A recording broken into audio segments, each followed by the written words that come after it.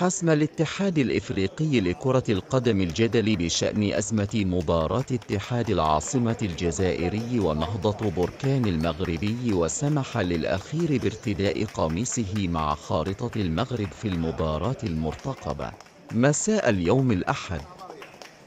واندلعت أزمة مباراة اتحاد الجزائر ونهضة بركان الجمعة الماضية لدى وصول بعثة الفريق المغربي إلى مطار هواري بومدين الدولي لمواجهة الفريق الجزائري في نصف النهائي كأس الاتحاد الإفريقي، حيث رفضت السلطات الجزائرية خروج بعثة الفريق المغربي من المطار بالأمتعة الخاصة بهم بسبب تواجد خريطة للمغرب تضم أراضي الصحراء على قميص نهضة بركان.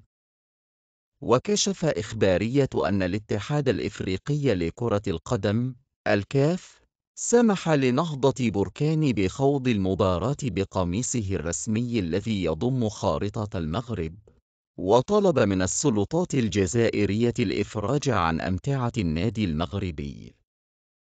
وعن مصدر خاص من نادي نهضة بركان، الاتحاد الإفريقي لكرة القدم أبلغ السلطات الجزائرية بضرورة الإفراج عن القمصان وباقي المعدات.